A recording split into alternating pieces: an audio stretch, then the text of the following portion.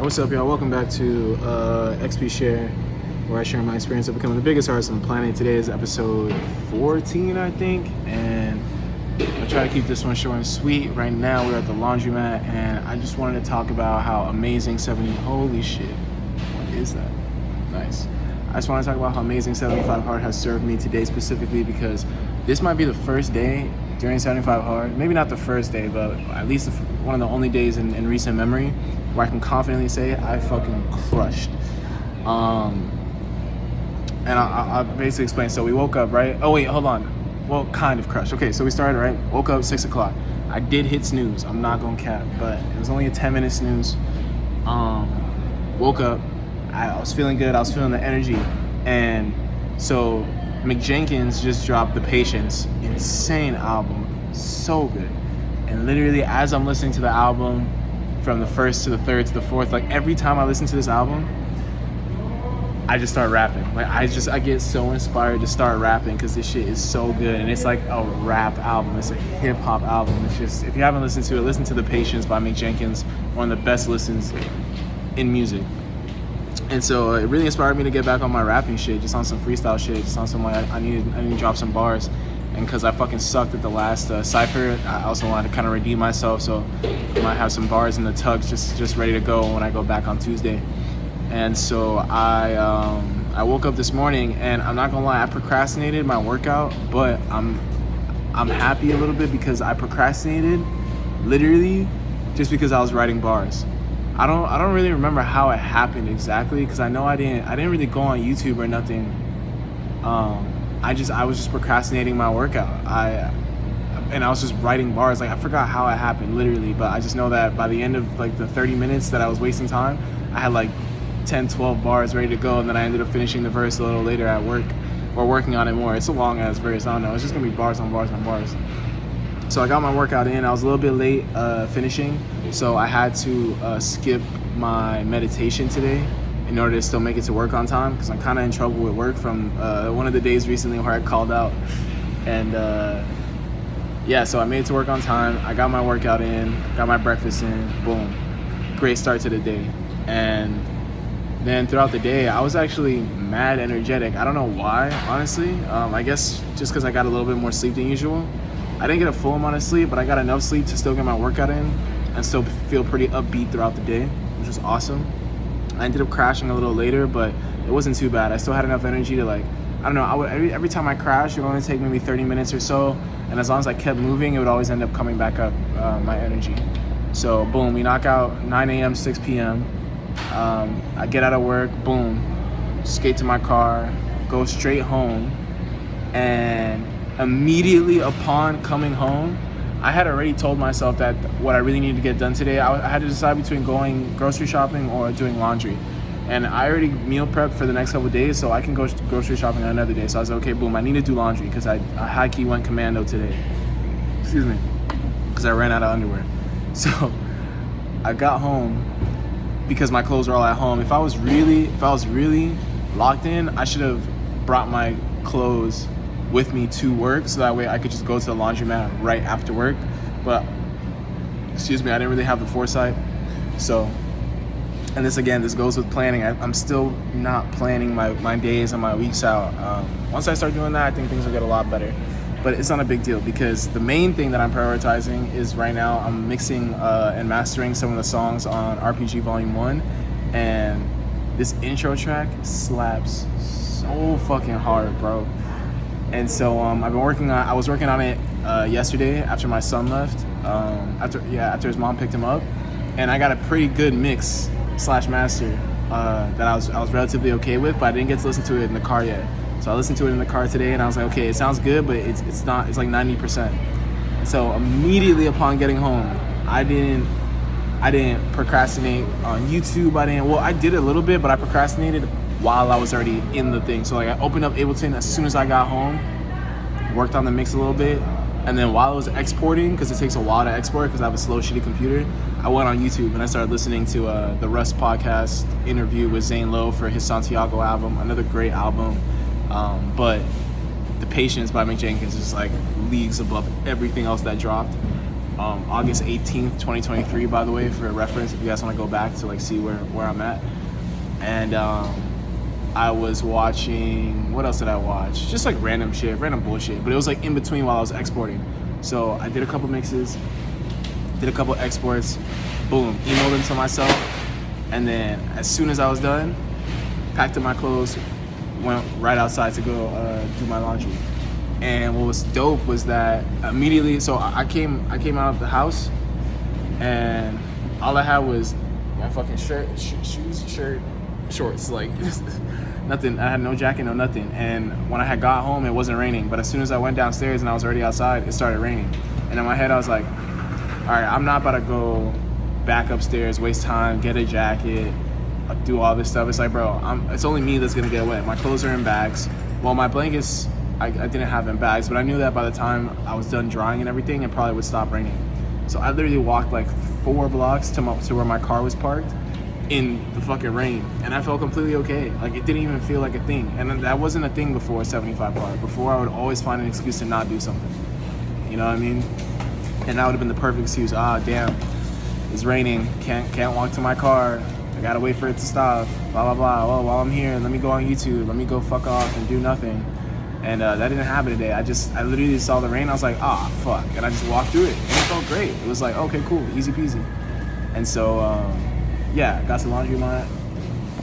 Right now I'm doing my laundry. I'm knocking out my 10 pages. And as you can see, we have a different book today. Let's see if I can show y'all. It's called Busting Loose. It's probably backwards, huh? All right, whatever. I don't know how to do this because camera.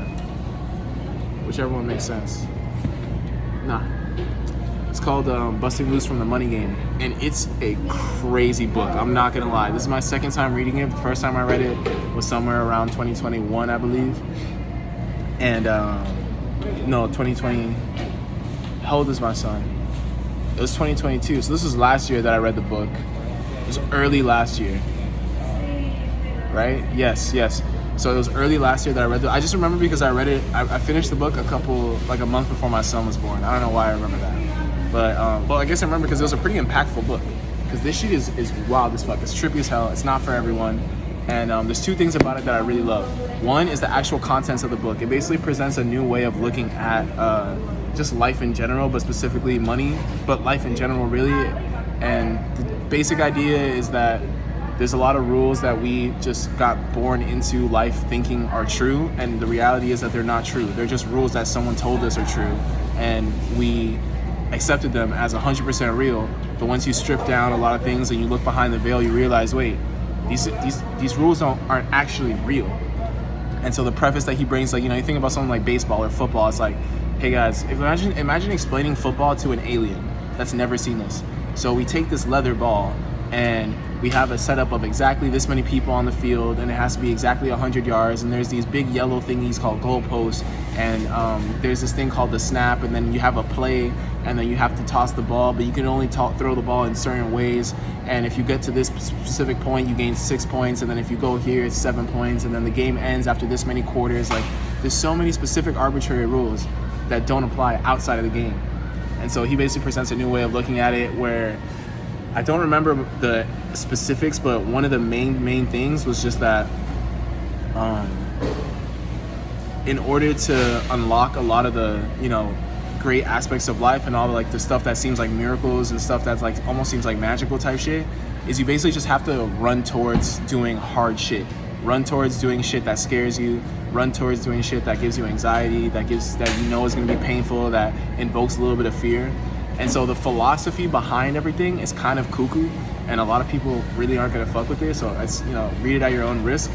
But the practical aspects of it are immeasurably beneficial, in my opinion.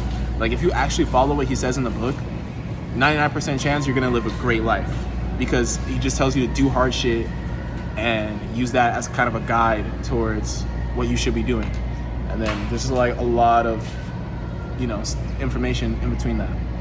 So I'm rereading it because I finished Expert Secrets, and that was a good book. It was a great book. I learned a lot from it. Very practical, very logical. God damn, that shit was a slog to get through because it was all practical stuff. It wasn't very like fluffy. It wasn't like mindset. You know, I had just come from reading Tim Grover, which is like, yes, mindset. I feel great. and then I went straight into like, you know, fucking home economics, you know, type shit. So it's a great book though. I took so many notes and I'm gonna apply it, like I said. The second reason why I like this book is because I can literally see the skeleton of expert secrets in this book. It's insane. Like a lot of people, the reason they don't like this book is because it's very like, it's very much like, oh, buy my course. Like I'll give you all the secrets to life if you buy my course, head ass. Now mind you, I didn't get this book from an ad. This is like from a friend recommendation. And if you look at like some of the stories around it, if you look at like the page, like the websites and stuff like that, it looks mad scummy. I'm not gonna lie. And literally, like I said, all the frameworks that are presented in Expert Secrets, this guy uses to sell his framework, his new opportunity is what they call it. And he has like different frameworks that work with the new opportunity. It's just insane because I literally read Expert Secrets and now I'm seeing a perfect example of someone executing it. It's just that happens to be that the information and stuff that I enjoy and that I know I can find practical use with. And it also serves as a way to kind of see, okay, how did this person take what he read in Expert Secrets and apply it to his own new opportunity? And how will I then take from both of those things and take from Tim Grover and take from Alex Hormozy and take from Annie Frisella and take from Gary Vaynerchuk and transform it into my own, you know, RPG thing, figure out how to brand it, figure out how to sell it, figure out how to, you know, incorporate it into the music and really make a movement, really make something beautiful that people haven't seen before and do it in my own way. So it's really, really dope. And it's like, I don't know, it's like being able to, it's like having x-ray vision. Like you're seeing someone talking, you're like, oh, that's great. But like I can literally see through you at the same time. It's super, super sick. Yeah, so that's where I'm at right now. The only other thing I guess is, I'm not gonna lie, I'm still craving weed so much. You have no idea. If I could just, you have no idea what I would give to take a smoke break right now, bro. Like I'm operating at the highest level I've ever operated. I feel more focused than ever. I'm actually getting more shit done. I have less time now. I have a whole kid. I'm doing 75 hard while I'm working out for 90 minutes. And mind you, when you work out for 90 minutes, you're not just spending 90 minutes. There's the prep time, there's having to shower, there's having to, you know, go to the laundromat way more than usual because you're sweating through your clothes like crazy. There's, you know, the equipment, putting stuff away, taking it out, all the bullshit. And the fact that most of my workouts last longer than 45 minutes. I have more responsibilities than ever. I have more expensive bills to pay. I like everything, right? I have to park my car a half a mile from my crib most of the time because parking is trash. All this stuff. But I'm getting more done now than when I had more time. And it's literally a testament to 75 Hard, reshaping my mindset, re-tightening all the screws that have just been loosened up over the past 6 years, over the past 24 years of just not flexing those muscles. And so it feels really good. Like whenever I hear my bitch voice telling me, oh, I don't want to do this, like I know how to just turn my brain off now. You know what I mean? And I'm only 45 days in. Today's day 45 or day 46, I believe. So I still got a whole extra month of just drilling and drilling and drilling, and I'm really excited to see, you know, what fruit I can grow from this, what trees I can tend to, all that good stuff. And yeah, that's about it. So I just want to show y'all that I'm making a lot of progress, but I'm still the same me. I still have all the same vices. I still look at vending machines and go, how nice, you know what I mean? Like all the same shit.